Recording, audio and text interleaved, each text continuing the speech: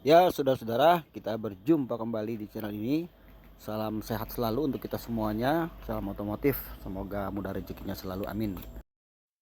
Oke, saudara-saudara, jadi di video kali ini saya mau jelaskan sedikit mengenai kopling mobil manual ya. Karena kebetulan saya ada pekerjaan hari ini, ada dua mobil ya, L300 Solar. Lagi kita sementara kerjakan karena ada getar ya, getar pada saat setengah kopling masuk gigi satu atau mundur tuh getar. Dan itu sudah saya bahas di video sebelumnya, masalahnya di mana. Lalu satu mobil lagi saya lagi mengerjakan Daihatsu Grand Max ya, 1500 cc. Jadi di sini saya menjelaskan mengenai sedikit masalah pada mobil, gangguan ya pada mobil sistem kopling manual. Lalu kira-kira berapa sih kita harus siapkan budget ya, estimasi berapa nih uang yang kita siapkan kalau kita mau ganti kopling set. Nah, jadi seperti itu yang mau saya jelaskan di video kali ini. Mudah-mudahan Bapak Ibu saudara yang belum tahu biar jadi paham ya. Kalau kita sedikit paham kan enak, jadi kita tidak mudah tertipu oleh oknum-oknum bengkel seperti itu ya. Dan ada beberapa solusi yang bisa kita ambil atau opsi kalau kita mau menekan sedikit biaya untuk pengeluaran ya, seperti itu.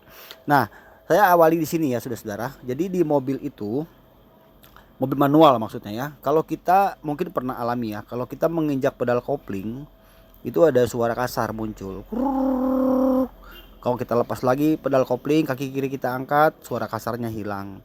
Kita ngopling lagi, pakai kaki kiri kita tekan, suara kasar. Jadi beda saat menekan kopling dan melepas ya. Nah, itu masalahnya ada di sini. Jadi saya jelaskan di sini dulu ya, Bapak Ibu ya. Teklarnya. Tuh, tuh. Jadi kalau kita ngopling, ini bergerak ya. Nah, ini maju. Ini maju dorong dekrup bagian diafragma per itu. Ya, akhirnya dia jadi bunyi nih. Jadi kalau tekan kopling, lepas kopling hilang. Tekan kopling lagi, pedal kopling, suara kasar ya, lepas hilang. Nah, ini rusaknya nih. Jadi wajib ganti kopling set supaya umurnya tuh sama. Nah, seperti ini ya, saudara-saudara. Jadi kalau kita pernah ngalamin masalah nginjak kopling bunyi ya, itu sudah pasti rusaknya ada di declaher yang tadi itu ya, sudah kita lihat tadi sama-sama waktu saya putar tuh bunyi berisik ya. Jadi itu perlu diketahui. Kalau udah ada gejala itu segera saja cepat-cepat dikerjakan, sebab kalau tidak nanti lama-lama efeknya itu pas kita injak kopling, entah kita lagi di jalan tol, lagi luar kota, lagi di mana, tiba-tiba mobil nggak bisa oper gigi. Ya, seperti itu yang harus diketahui. Nah, lalu yang berikutnya adalah kalau mobil kehilangan tenaga, itu umum sekali rusaknya di kanvas kopling yang sudah tipis. Itu sangat umum sekali ya. Penyakit lainnya juga kalau masalah di sini di dekrup, ini namanya dekrup ya, Bapak Ibu ya, saudara-saudara ya, atau matahari. Kalau masalah di sini itu dia bisa mobil sekalipun deklaharnya bagus, dia nggak bisa oper gigi ya, itu masalahnya. Karena di bagian diafragma itu kadang bagian per tuh kemakan. Nah, itu sedikit aja penjelasan buat saudara-saudara. Kalau kita misalnya pernah ngalamin masalah ya pada mobil manual, ini sebagai contoh sedikit saya jelaskan. Ketika ingin mengganti part harus mengganti yang usahakan yang original yang bagus, kemudian satu set. Nah, ini namanya declahar yang tadi ya. Nah, ini ya kita nanti ganti partnya itu yang bagusnya yang original, saran saya, karena kopling itu kan tenaga mobil ada di situ. Kebayang kalau lagi ditanjakan bawa penumpang bawa barang, kalau pakai part yang enggak original itu ngeri ya, bisa dia tiba-tiba jebol di jalan, bisa langsung cepat habis, bau gosong, apalagi drivernya suka gantung kopling setengah kopling gitu ya, itu bahaya. Nah, sampai di situ saya jelaskan sedikit mengenai soal apa saja kendala-kendala pada kopling dan bagaimana solusi kita menggantinya. Lalu untuk estimasi biaya, ini hanya kita jadikan patokan saja ya, tidak mutlak 100% sama karena mobil, jenis mobil beda-beda, beda-beda juga harganya. Contohnya seperti ini, kalau ini kan mobilnya Grand Max yang 1500 cc. Dia beda dengan 1300 ya. Kalau 1500 itu dia kanvas koplingnya tuh agak lebih besar modelnya. Sama gearnya, gigi tengahnya tuh beda. Itu estimasi biaya kalau misalnya kita mau beli belanja sendiri, misalnya di Shopee, Tokopedia, Bukalapak atau online, itu biasanya rata-rata itu di yang bagus banget, yang original ya, mungkin sekitar 1 jutaan ya, atau 1,2 itu yang original asli ya. Tapi kalau yang nomor 2-nya itu ada yang 700.000, ada yang 600.000 ya, itu perbedaan aja.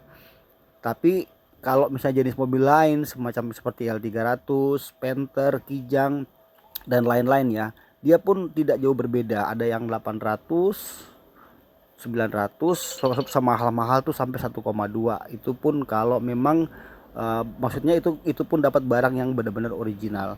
Jadi kalau sampai harga lewat dari 2 juta itu mungkin mobil truk kali ya. Saya kurang tahu kalau itu. Tapi untuk estimasi dia tidak akan jauh beda. Jadi intinya begini, setiap kali kita ganti kopling set ya, itu kita biasanya menyiapkan dana yang aman itu di angka 1.500.000. Itu paling aman angkanya, karena kita kan akan kena ongkos kerja. Ongkos kerja ada yang 250, 300, 350, 400 sampai 500.000. Tapi ini dalam tanda kutip ya, bukan bengkel resmi. Kalau bengkel resmi beda, ini bengkel biasa.